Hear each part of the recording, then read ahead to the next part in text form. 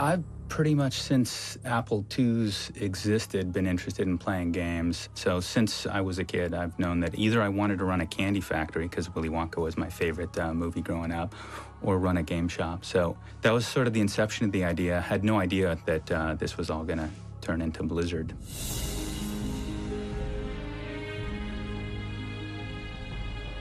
I just thought making games would be fun, and managed to talk a couple of cool guys in college into coming on board, and here, we are 20 years later. I met Alan, actually, my last year at UCLA.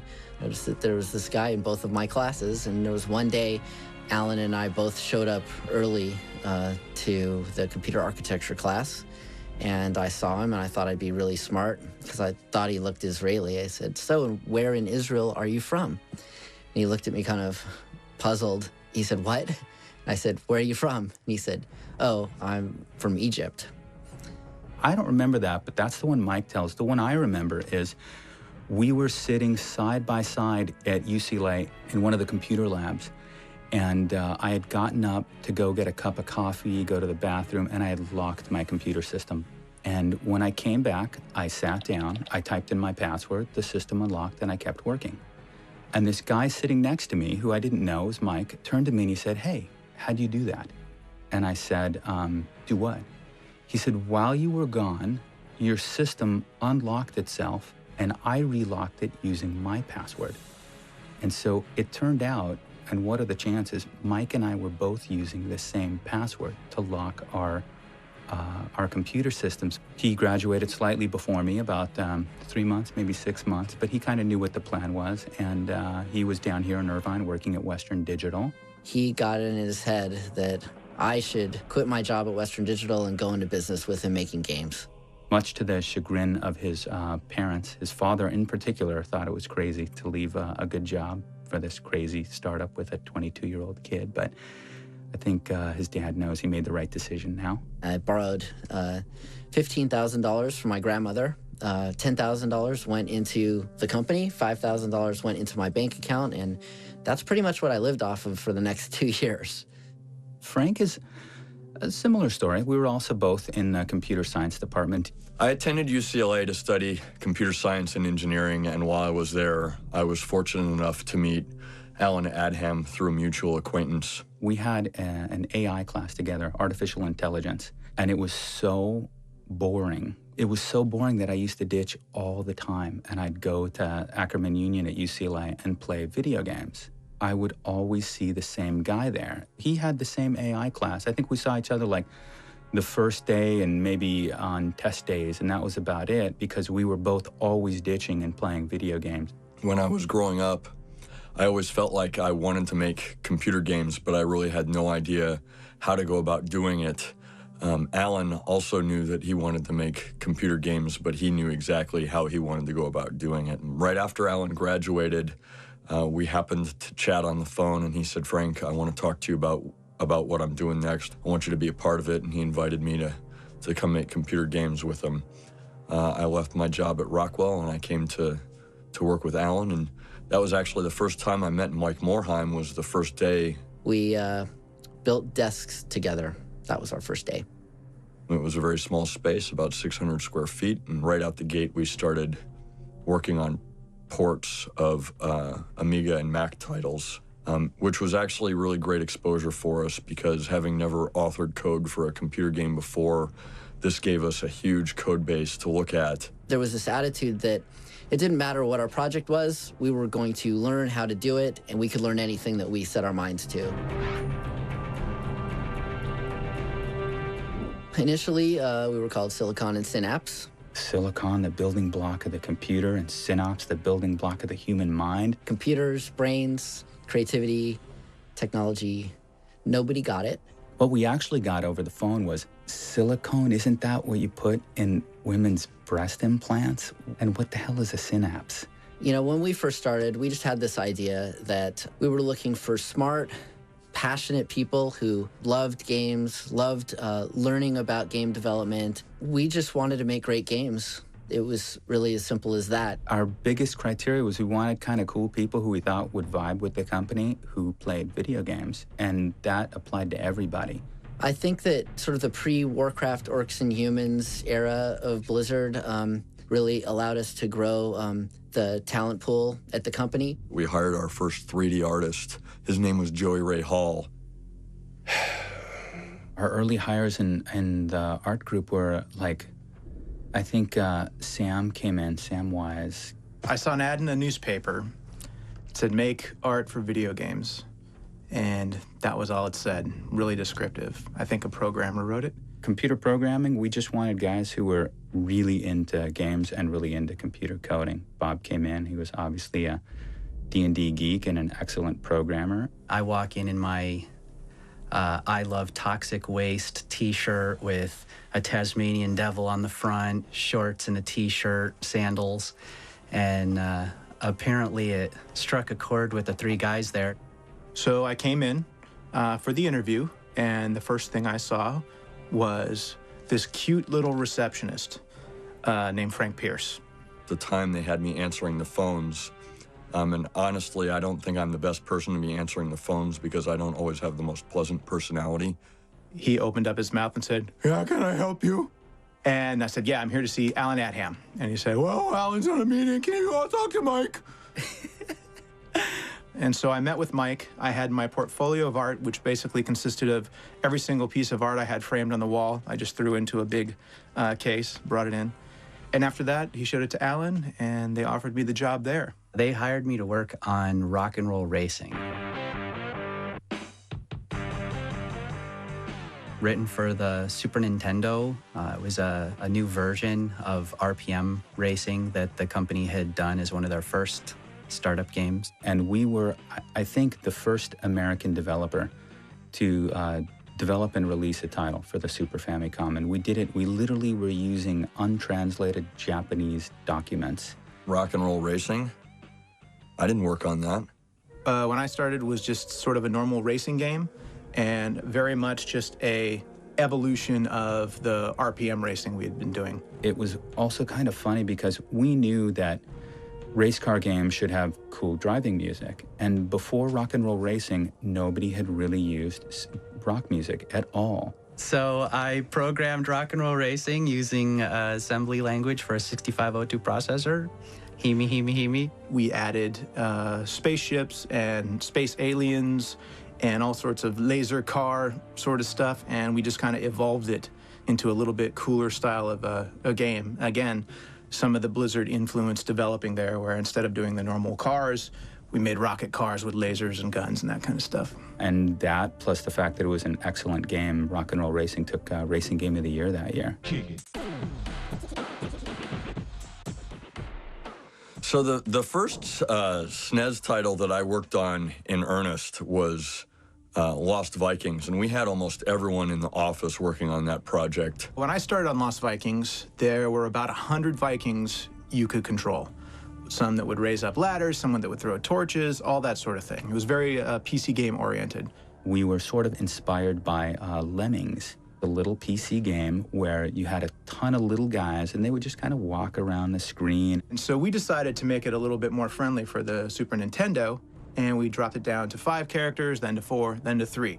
But it also had a lot of puzzles and a lot of level design and a lot more creative stuff that we were putting into it than we had needed to, I would say, previously. For Lost Vikings, I was responsible for doing all the layouts for all of the puzzles and all the levels within Lost Vikings. We used a program called CED that Mike Morheim had written for this purpose to lay things out. CED, the cell editor. This was my first project at Blizzard. It was a C++ project written completely in Zortex C++, and learned how to program in C++. It was also the first forerunner for the map editor that would later become part of StarCraft and Warcraft and our games moving forward. That's kind of our first move of taking sort of PC-style artwork and bringing it more into the Blizzard art style, where it's a little bit more cartoony, it's a little bit more accessible to the console market. It went on to win Puzzle Game of the Year in the same year that Rock and Roll Racing won Racing Game of the Year. And so our tiny little company with about 20 employees won 2, I think, of the top 7 awards that year. Keeping in mind, we were competing against companies like Sega and Nintendo and Konami and Capcom. I think we may have been the only company to win 2 of the 7 top awards. I was the lead programming guy on Blackthorn, which was one of the few games that we've done over the years that didn't actually have a multiplayer component to it. It was inspired by a couple of cool games that at the time we thought were really fun, kind of blends between, puzzle games and shooters. Blackthorn was actually our first rotoscope game. We actually took Frank Pierce out in the back alley and got him to jump over a bunch of wood and got him to run and climb ladders and things like that, and we'd videotape him. Then we'd come back in and we'd draw over him for the character. It was a little bit dry and a little bit boring, so we ended up making it on some far-off planet, and for some reason this guy with the dirty t-shirt and jeans is a prince, and like all princes, they have shotguns. It was a pretty quick development. I don't remember it taking very long. When I think back on Blackthorn, the funny thing I think about it is that the 2 artists that were primarily responsible for creating the character art for Blackthorn both had long, stringy hair. And if you look at all the character art in Blackthorn, including the main character, they've got this long, stringy hair. And it's like, wow, these artists basically created this character art in their own image. And so I think we need more diversity among our artists working on any one project so that we get diversity in that character art. I guess the other funny story to go along with that was we had to change the name in Europe from Blackthorn to Black Hawk. Blackthorn turns out to be a really popular brand of beer in Europe. So it'd be like, I guess if we had named our product Budweiser. In the early years, the company pretty much lived on royalties that we got from the games we worked on or the ports that we worked on. But there were times when there just wasn't enough money to pay salaries and stuff like that. On paper, it always looked like we were just a couple months away from being completely in the black and having a windfall of excess cash to work with. And it never really happened. Mike and I tried to, shelter everybody from anything other than making the games. We found out that you could actually get interest-free advances on your Discovery card by going to the supermarket and getting cash back. They would go and they would cash in their credit cards at the local market and then put the money in the bank account so that they could still make payroll. And although we never missed the payroll, it's really a miracle that we never missed the payroll because we were always a week away from being unable to make payroll. And some people knew about this and some people didn't. But those of us that did, we know the kind of people these men are, and we knew then that we would work for these people forever. And so it was a pretty lean couple of years early on, but amazingly still super, super fun. The company sort of grew beyond the point where our Discover cards couldn't handle it anymore. So we each went to our parents and we got them to put each $20,000 into a bank account, so $40,000. And at the time that we sold the company to Davidson and Associates, we completely maxed out the $40,000 credit line. And so, yeah, I mean, it was pretty tight for the first few years.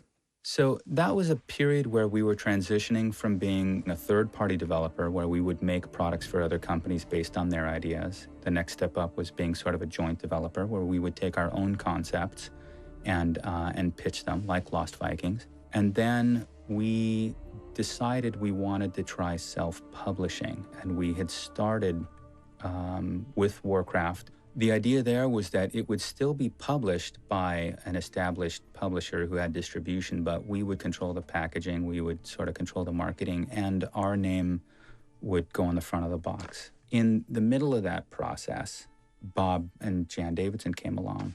We became aware of Silicon and Synapse because we had a product called KidWorks, which needed to be transformed into Windows. And they took on the project, they did it on budget, on time. I heard about Silicon and Synapse when I started at Davidson and Associates. And interestingly enough, when I arrived, the first thing that I was asked to do was do contractual due diligence to acquire this little company that Davidson was looking at. Our interest in buying them came because we had achieved a larger and larger market share of the educational software market, and a larger business, much larger, was the entertainment side of PC software. One night, Bob just said to Alan, he goes, "How much do you want?" And Alan gave him an astronomical amount, and thinking that Bob would just go, "No way, that's way too much." And Bob said yes. We were a public company at the time, I believe, and so we had the wherewithal to do that. But we didn't know if they had an interest in selling, but I guess Interplay made them an offer or approached them about acquiring more of them. Interplay back in those days was the cream of the crop. They were an excellent company and had a lot of really, really good people. We always thought, well, Interplay had a bit of an advantage because they were culturally aligned with the folks at Silicon and Synapse. On the other hand, we were adults. And one of the things they were looking for was adults to do the business side of the business. They basically said, nothing has to change. You guys continue doing just what you're doing now. You guys are really good at making games. We're really good at educational software. We'll handle the sales and distribution for you, but nothing has to change. Keep doing what you're doing. These guys are creative, and you can't control, creative talent. You've got to let it do what it's going to do. And I said, they're more than creative. They understand their consumers. They are their consumers. Finally, on a Friday, Alan called me and said, your company's really very attractive, but, we've been doing business with Interplay for quite a while, and we think we're going to go that direction. And Jan came in my office a little while later, and I said, well, the guys down at Silicon and Synapse have decided to go to Interplay. She said, really, can I talk to Alan? I said, be my guest. And she did. So I'll let her describe that conversation. Well, I called him up and I said, you have made a big mistake. And he said, well, we've been sitting on the floor and we were thinking that we may have done the worst thing we've ever done to ourselves. And I said, you've made a big mistake and I want you to think about it some more. The following Monday, Alan called me and he said, I've been thinking about what Jan has said all weekend and I didn't get a minute's sleep. And I'm thinking, that's pretty good. And so finally said, we really want adults, we really want the business acumen that we see with the folks at Davidson. He said, we're going to change our mind, we'll go with you. They said that we would be able to completely retain our creative control over the games we were making, and that has managed to allow us to protect our autonomy all of these years. And I think we've got a setup that is totally unique in terms of divisions of larger organizations having this type of autonomy. It wasn't hard for us to allow Blizzard to do its thing, but there was always a little caveat. As long as it was working, if it's not working, we may have to do something, but it always worked. There wasn't a time when it didn't work.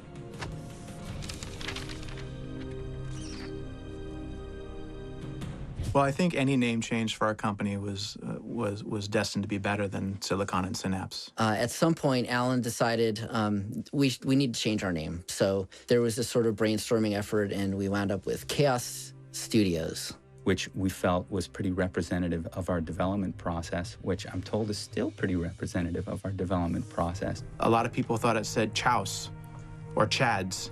And then we got a phone call from a company called Chaos Technologies. They're based out in Florida, and they basically said, hey, we have the name Chaos, but we're happy to let you continue using it, but it will cost you $100,000. And we said, ooh, okay, no thanks, we'll pick a different name. One of the first things that happened after the acquisition was Alan calls and said, well, we had a big meeting and we don't like the name Chaos anymore. We want to change it. So we were going through some other ideas, and then we had an idea for Ogre Studios. Well, at the time, we were already part of Davidson and Associates, and when Alan presented the new name Ogre Studios to Jan Davidson, she hated it. I said, oh, that's interesting. Can I get back to you on that? So I had a little chat with Jan, and she had kind of an initial, thump. Thought that the name might be a little scary for the kids. I called Alan back, and I said, I did promise you that you'd have your own independence, and this is kind of embarrassing, but this does seem to have some impact, according to Jan and our marketing folks, and they know better than I on our business. So we ended up changing that name as well to something a little bit more friendly.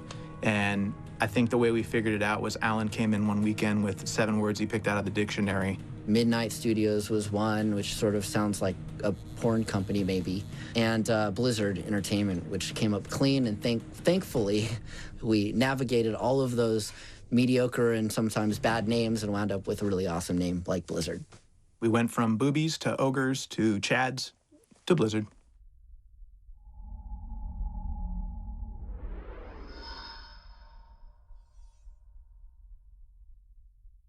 I remember, this was hundreds of years ago, a chap by the name of Chris Metzen came in, and he walked into my office. Alan was showing him around, and he noticed that I had a lot of D&D stuff on the walls, and so he and I were immediately connected there, geeks. I was playing with a band many years ago, and at one of the gigs we were doing, I guess I was drawing on a cocktail napkin or something. A friend of a friend came by and saw it, and said, hey, you know, there's this place down in Costa Mesa hiring for artists. And I didn't really know what the place was. I thought it was like some kind of graphic arts firm. But at the time I figured, hey, you know, if they're gonna pay me to draw, that sounds pretty good. And I rolled down on a Friday morning and met a very charming man called Joey Ray. I think his first words out of his mouth were, you know, what the hell do you want? Some of the times we weren't exactly the most pleasant people to be talking to. We would answer phones like, what? And Alan would come out and yell at us and say, you can't answer the phone that way, guys. I'm like, okay, fine, you know. And I put, you know, some of my drawings down on the desk, and he went and got the boss, a guy named Alan Adham, and he invited me back. We talked for a little bit, and he asked me if I wanted a job, and I told him that I would sweep his floors. You know, I just knew that the place I'd walked into and all the people that I met that day, like that was, you know, it was home. It was basically, back in the day, a lot of geeks playing a lot of different games and listening to heavy metal and rock and roll and all that. There were a lot of shenanigans. You know, a bunch of yahoos running around, you know, running around with Nerf guns. And nobody knows how the Jawa Wall came to be. One day someone got a hold of like a little yellow block of Post-it notes. And I don't remember who drew it first, but, you know, drew like a Jawa. You're like, haha, it's funny, Jawa. People started screwing with the integrity of the Jawa name. All these artists are drawn, you know, we had one that was, had this particularly big afro and these big glasses, and he was just, you know, very, very angry flipping the bird, and that was Jawa Ray Hall, right? That was pretty funny. And mixing it up with classic heroes like Jawa and Wayne. Joe Optimus Prime, you know, a big Jawa chasing a Jeep. That was, you know, Jurassic Park. From Samurai Showdown, Joan Fu. You know, like a guitarist smashing a Jawa with his foot, which was the Jawa pedal. The whole wall was filled with it, and then days later, it was gone. It was like a shadow of a memory. And I still look back to those days with longing. But alas, they are no more. Thanks, HR. We had been making a lot of games for the console, and everything, you know, we had kind of pushed to be a little bit more thicker and chunkier. The first thing I worked on for Blizzard was Justice League Task Force. It was like a Street Fighter type game we were doing with superheroes, which just lit me up like a Christmas tree. This game was special because we learned a very valuable lesson in this, that Superman, no matter what you've seen, cannot kick. I moved on. I think they tried me out on tile sets for Lost Vikings 2. I started with Blizzard in '94, and I was quickly put into a bullpen with Mickey Nielsen, Dave Bergeron, Chris Metzen. I didn't really know Metzen at the time. I remember we were all just starting to learn 3D, and it was a pain in the butt because we'd all come from a very traditional background, artistic background. All the artists were transitioning over to 3D Max. You know, the whole industry's going 3D. I remember being very intimidated by the program. So I'm like, oh no, like I hope I can keep this job. I don't think I'm gonna be able to do this. I remember Chris cussing. I'm like, oh, that guy's cussing. I'm like, I don't know if they allow that in the workplace. And I remember just hearing him pull back and just. I wound up, I think, spitting on my screen in frustration. I look over, I'm like, dude, that guy's getting fired. And I remember for like the next week, every time I'd come in, I'm like, how is he still here? How did that guy not get fired? In those days, we wore a lot of hats. Everyone wore a lot of hats. You had your set job, like in my case, it was doing art or stuff like that, but I also was a receptionist. We also did all QA ourselves. We also did all tech support ourselves. I was one of 2 people that was in charge of tech support.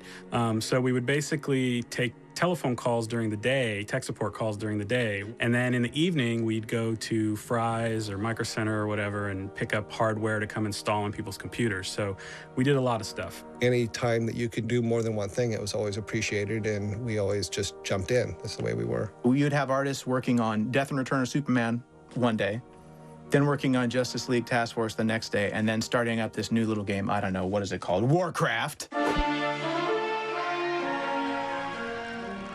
At the time, a lot of us really liked Dune 2, the game from Westwood Studios. But we were the first company, apart from Westwood, to recognize the value of the RTS genre. The evolution of the Warcraft universe is probably a very awkward process. Most of its ideas were just this kind of amalgamation of the different designers and people working on it at the time. It was pretty classic stuff, pretty classic fantasy stuff. So we were making characters, orcs and humans and all this sort of thing, but they just looked kind of small and realistic and kind of doink.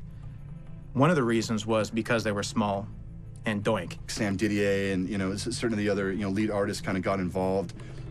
The idea of creating kind of these interlocked ideas or cultures really allowed these guys to have a springboard into the art design process. That was our attempt at doing something that was a little bit more fun and fast and fantasy, but not boring medieval fantasy with little doinky swords and guys with little chainmail hoods. Nah, we had cool stuff like orcs with horns coming out of the sides of their helmet and all kinds of teeth and dwarves and all that. Warcraft 1 was such a hit that Blizzard really became a known developer.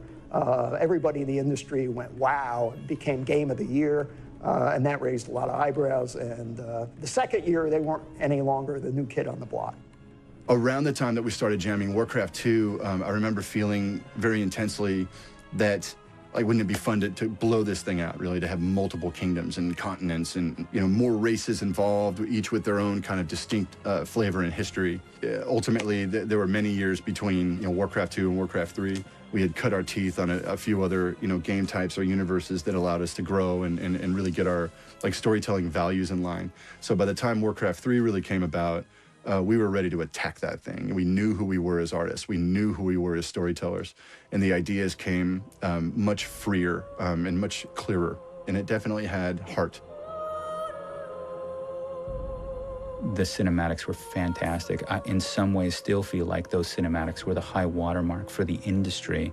And I think it'll just continue. I think, we see over the next 10 or 20 years as the sort of artistic ceiling on what we can do real time continues to rise. It was also a very important project for me because I wanted to really define the art style for Blizzard. It was probably one of the first times that me and Metzen really focused very closely together on the storytelling. I'd set the bar pretty high in my mind, and to achieve that, it took a lot of late nights. Cinematics department actually, I guess the seeds of that started way back during the development of Warcraft, Orcs, and Humans. I think we had one person in the cinematics department. That was Joey Ray Hall. I was the original cinematics person at all in Blizzard Entertainment because I had 3D experience. He created these sort of, by today's standards, very rudimentary looking 3D zoom-ins on the map. By War II, we had started building up a lot more 3D stuff and bringing in more people. Before I started at Blizzard,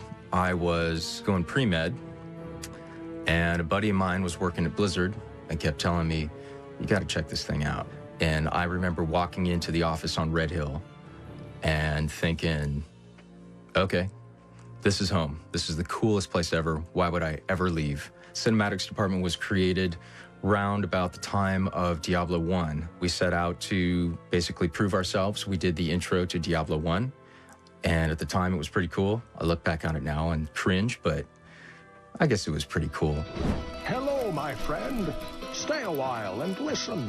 The idea for Diablo really came from the guys over at Condor, which eventually became Blizzard North. They were a solid team, young like us, very good. Originally, Diablo was going to be a turn-based claymation role-playing game. And we said, well, we think the core of the idea is excellent, but let us show you what we're doing with 3D these days. And so we kind of redirected them from claymation to 3D. Let's try to imagine what Diablo would have looked like if it were done with claymation.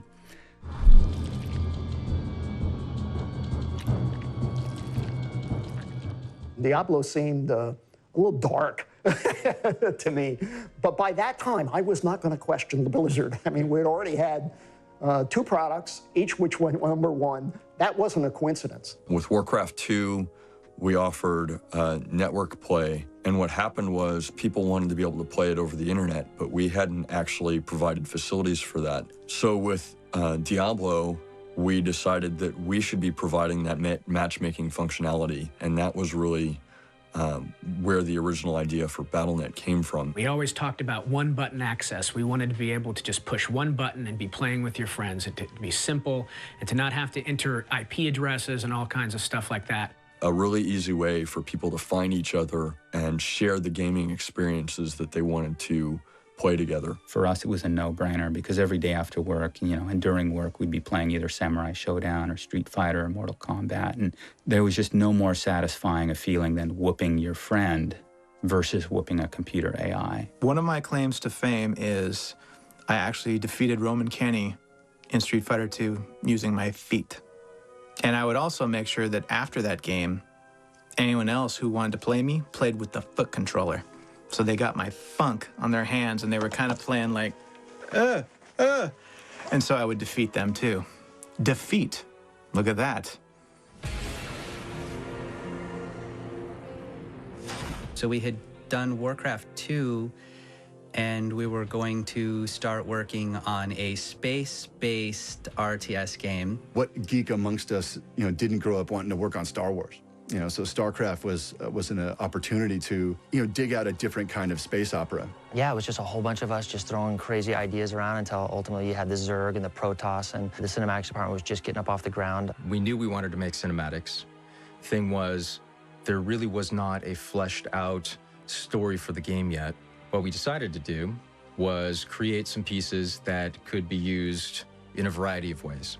Matt and Dwayne had already started working on the intro and things like that and doing pieces that they thought was going to really sell the Terrans as rednecks. What you got for me out there, Joey Ray? We hit pay dirt this time for sure. We went through the sort of idea of, hey, why don't we put orcs in space and have it be orcs and humans except set in space? That was actually an idea we thought about. We had just taken the Warcraft 2 engine and created some new art, almost basically skinned Warcraft 2 for a science fiction theme. Brought it to a consumer electronics show and showed it off, and everybody goes, oh yeah, orcs in space. Like, no, it's not orcs in space. It turns out at the time we were very proud of it, but by the time the end of the show rolled around, we were actually, I think, a little bit embarrassed. And really got our asses kicked. We saw what everybody else was doing, and we realized very quickly that we had to change it. About a year into it, we completely scrapped the art and switched to a more advanced sort of isometric perspective, and it really took on a nice, clean, advanced look. I said, all right, give me a couple weeks, a month, something like that. I'll do a whole new engine. Just lock me in a dark room. When I come out of the dark room, I'll have a new engine, and you can use that, make StarCraft. So that's what I did. Every day for a month leading up to December, I said, at midnight to all 50 of us who were still there working 7 days a week, don't worry, we're in the home stretch. Of course, we were nowhere near the home stretch. We thought we were going to ship that game in 1997. Maybe even earlier than that if you think of when we started doing the Orcs in Space version. For the team, the crunch lasted for about 8 months. He kept telling us we were in the home stretch and we were days away. Well, months were passing, and he kept telling us the same thing, and for some reason we kept buying it. It didn't come out, I think, until April. But honestly, I look back on it rather fondly. I took off maybe 18 hours because that's how long it took for Garrett to be born. Garrett's my son. I have this feeling, that entire team was kind of in the zone. My wife slept on the couch while I laid my son, 3 days old, on a towel on my desk next to my keyboard. Really productive, really effective, doing a lot of great work, knowing we were working on something really important. I'm sitting there, here, have a bottle. Just keep on working. And that was, that was family time at Blizzard in the early days. That's how I dealt with family and crunch. It was just a really important project, something we could be proud of.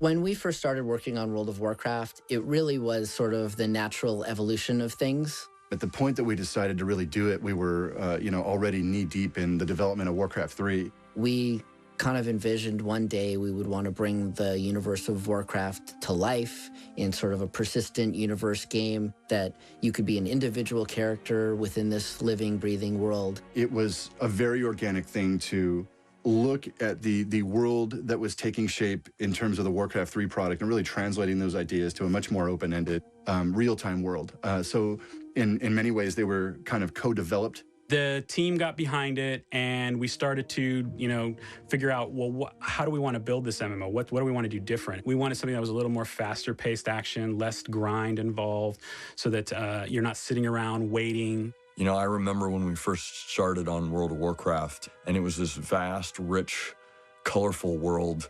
And so to sit down and play it and be really immersed in it and to find it so compelling, it definitely felt like something that was special. The first creature we made was called a furbog. You would kill these furbogs, and they would drop a nipple ring, which was one of their treasures. The early development of WoW was awesome. The team was pretty amazing. I remember for probably the first month that I joined, they called me FNG, and I was so happy when we hired the next guy after me, and I no longer had to be FNG. By the time we put out the original WoW, it was just one of those game worlds that really knew what it was. And I think that was part of the vibe that people experienced when they jumped into the product. They just felt like, just every rock feels like it's placed with love and care. Typically in game development, when you put a placeholder model in, you put like just a checkerboarded box. It's obvious that this is not the right model. Well, somebody had the bright idea that if they took a picture of me and put it on that cube, that would be better, because then obviously I would see that, and it would encourage me to get the artist to fix that piece of artwork. And so the first bug we got in our alpha was, why is Billy Joel looking at me? And why is Paunch from Chips on my shoulder or whatever? His shoulder pad was missing, and so there was a cube of me on his shoulder. Yeah, that's the story of the Shane Cube. We can make our orcs into heroes. We can have goblins flying around on jetpacks. I mean, it's a big, goofy, free universe of infinite possibility. By the end of the project, we had 60 people on the team, and it took us 5 years to make. We crunched a lot. The team crunched much longer than we probably should have. Because it was pretty harsh. We crunched for like 2 years at the end there. But I think we all felt like not only how we poured blood, sweat, and tears into the game, but it was as great as it possibly could be. World of Warcraft really has taken on a life of its own in terms of the scope and scale and the size of the community. But nobody really appreciated how transformational that game would be to the organization in terms of what it took to operate a game like that. There's just countless things that we had to learn and that we never had experienced really at this scale prior to launching WoW. It's been a life changer and a company changer, a game changer, an industry changer. I mean, we had capacity plans for the first year for World of Warcraft of somewhere in the neighborhood of 400,000 in North America, and we blew through that capacity in the first month. We had to actually stop shipping boxes multiple times to retail during the first year because we didn't have the capacity to support the players. And so there was this mad scramble to try to get more equipment and try to make sure that the experience for the users were really well. So it was nothing that we could have even fathomed to, plan for ahead of time. Every single department was affected when we launched World of Warcraft and had to deal with the massive amount of success, the number of players that came in. And so we really had to scale up the entire business. And we were frantically trying to ship patches for the game with an understaffed development team. And I remember some of the first people to join Team 2 were some of the most inspirational people to get on the team because they so loved what we were doing. That's when J. Allen Brack joined the team. I was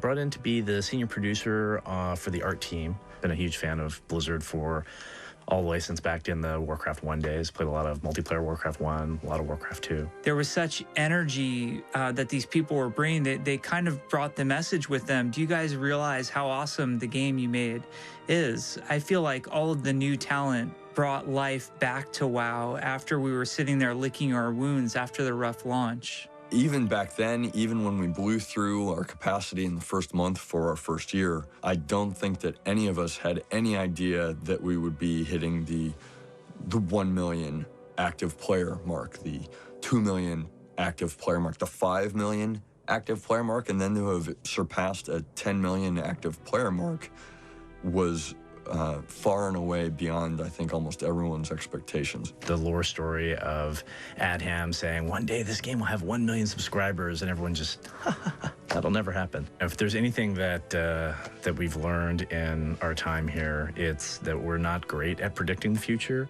I really have to hand it to the people who helped us build that game into the game that it is today, because it really took a lot of hard work, it took a lot of commitment, and it just didn't happen by accident. It happened because the people here at Blizzard made that happen. I think it shocked and surprised people. It changed the way people thought of things. It changed the social aspects of gaming and took it to an entirely different level. I think we've done something that is going to be hard to match, and I think candidly will potentially only be matched by our next big MMO.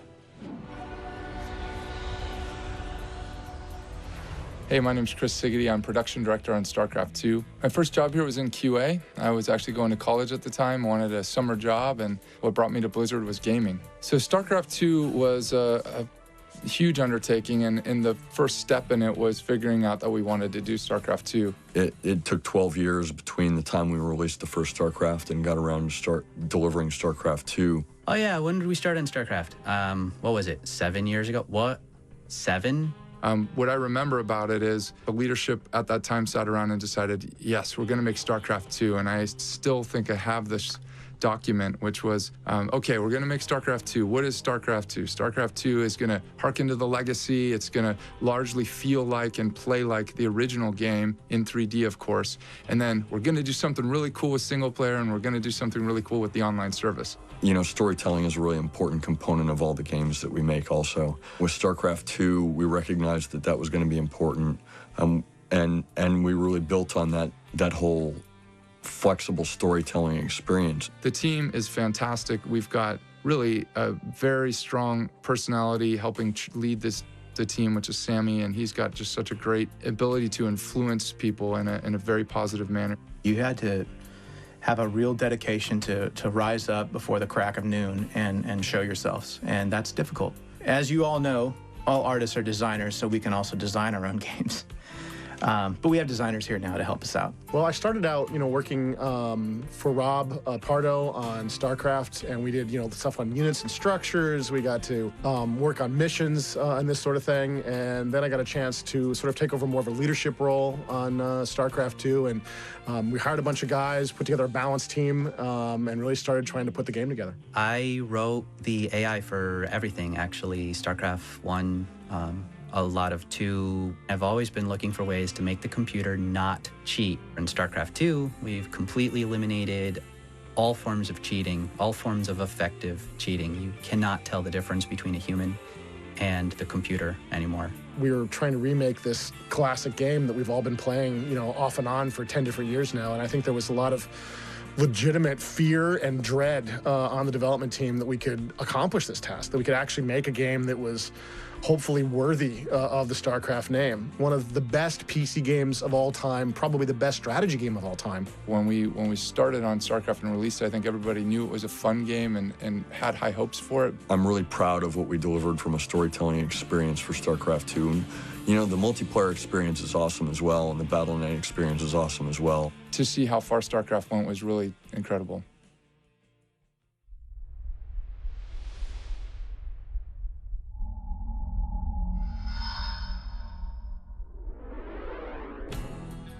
Blizzard is turning 20 years old, and at this point in a company's history, you really start looking at not only what's come in the past, but what is going to be Blizzard's legacy. The future is big. 20 years is a long time, but I think we want Blizzard to persist long after the leadership that's currently in charge is gone. And, if you look at a company like Disney as an example, Disney's been around for 80 years. 20 years in, they haven't even invented half their best films or haven't even done Disneyland yet. So you think about from that standpoint, I think that our best days are still ahead of us, and we still have our golden age ahead of us. Our goal to be a company that does the most incredible gaming experiences, that develops those and creates those, is something that's part of our DNA that we're going to continue with for a long time to come. Things weren't always the way they are now. Actually, things were quite different 15 years ago, and they've evolved to be the way that they are now. And we're still evolving. And so it's not like this static thing that is Blizzard Entertainment. It's a very dynamic, growing, evolving thing. Everyone here truly loves these products. It's a big deal. You know, how many companies in the world, you go to work, you have a great job, you pay the bills. I don't know how many places there are out there where people truly believe in what they're doing. That many places that truly engender the level of pride that you associate, with that logo, that little blue logo. It means a lot to me. As long as they have good people who are focused and dedicated to making the very, very best games, with that experience that others can't deliver, they're going to do extremely well. I think that our pipeline at Blizzard, the games that we're working on, I think are really awesome. I think that we're still positioned better than any other company to be a leader in online games globally. We get to be at the forefront of a new entertainment medium. With games, we have the opportunity to have new game mechanic paradigms or new technology or the ability to link up thousands of players. And it's just super exciting to be able to, really offer whole new ways to interact with entertainment.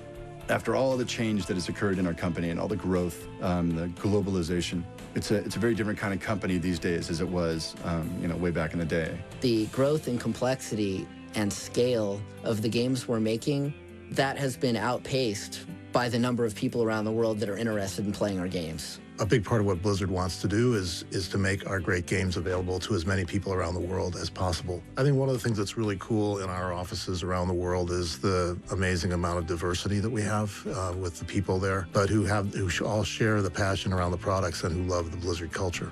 With sort of the dominance of World of Warcraft, Blizzard might have a tendency to kind of want to defend that franchise for as long as possible. I know that there's other things in the works, and I think that that's excellent. I think that that team should go straight at World of Warcraft, trying to take every customer that World of Warcraft had, because if we don't, somebody else will.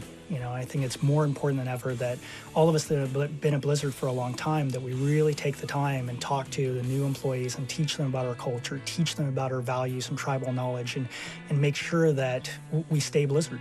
Teaching the next generation of employees to understand that is important and that those values do really go to the heart of the people that have been here forever. That is the foundation for Blizzard in the past, the Blizzard today, and Blizzard in the future. As long as we remember where our foundation is and what's made us successful to this point and keep that in mind in everything that we're doing, then definitely the future of Blizzard can be very bright.